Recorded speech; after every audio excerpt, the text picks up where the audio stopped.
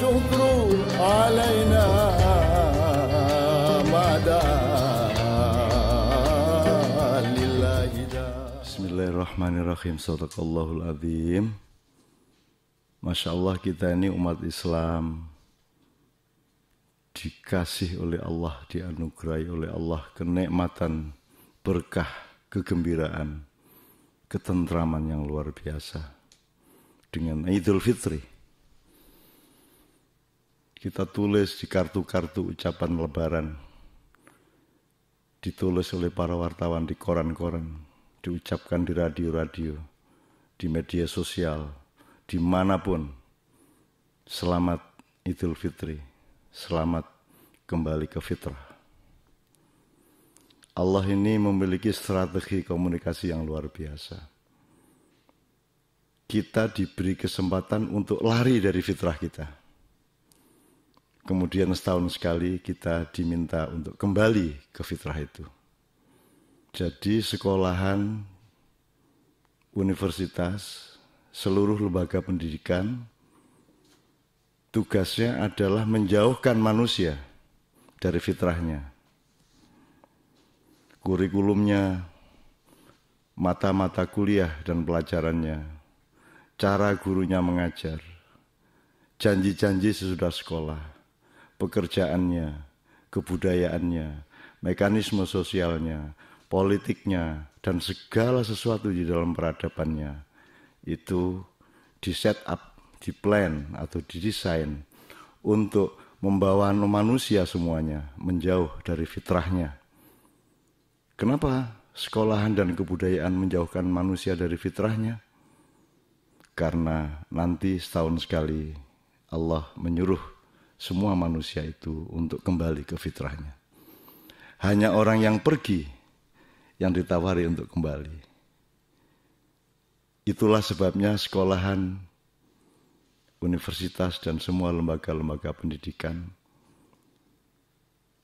mencetak manusia sesuai dengan kemauannya, atau kalau kita ngomong mengenai behavioristic education, manusia itu disekolahkan untuk disesuaikan terhadap keperluan-keperluan industri.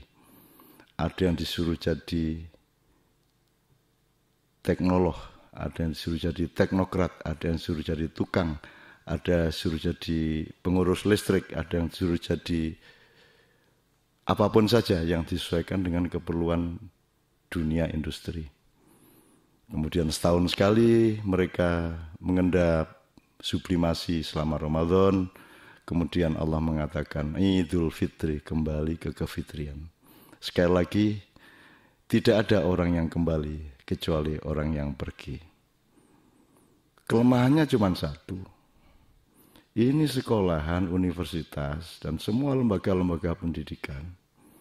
Tidak ada yang benar-benar ngasih tahu murid-muridnya kembali ke fitrah itu kemana. Idul Fitri itu kemana. Idulnya itu kemana.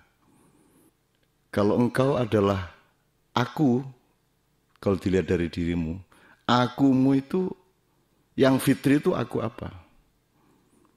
Kalau aku budaya pasti bukan aku fitrah. Aku politik bukan aku fitrah. Aku profesional bukan aku fitrah.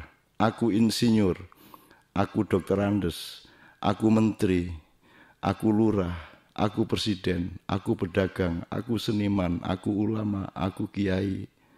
Itu semua bukan aku fitrah. Nah, siapa ini yang bagian ngasih tahu aku fitrah itu yang mana? Apakah aku muslim itu fitrah? Karena ketika engkau fitri berada sebagai janin dan bayi di kandungan ibumu, engkau bukan atau belum aku Islam. Kalau yang dimaksud Islam adalah kata benda dan identitas. Bahkan ketika engkau masih di PAUD dalam usia balita, engkau belum aku Islam. Jadi aku fitrah ini yang mana? Aku fitrah itu yang bagaimana? Yang apa? Yang siapa? Jadi kita minta tolong agar para ulama, para dosen, para guru, kaum intelektual, dan semua pemimpin-pemimpin nilai di dalam masyarakat ngasih tahu kepada masyarakat kepada manusia, kepada anak-anak kita, kepada keponakan dan cucu-cucu kita. Fitrah itu yang mana? Aku fitrah itu yang apa? Allah mengatakan bahwa sebelum kita lahir, itu kita mengadakan perjanjian dengan Allah. Nah, mungkin itulah aku sejati. Dan itu tidak ada pelajaran yang mengeksplorasi, tidak ada kuliah yang mengeksplorasi, yang meneliti akunya manusia yang melakukan perjanjian dengan Allah itu, aku yang apa, yang bagaimana, dalam koordinat yang bagaimana, dan siapa, dan lain sebagainya. Mudah-mudahan Anda masing-masing menemukan aku sejati itu yang dulu berjanji kepada Allah untuk berlaku dan bersikap, berprinsip sesuatu. Karena tidak ada pelajaran yang bisa Anda dapatkan di luar diri Anda.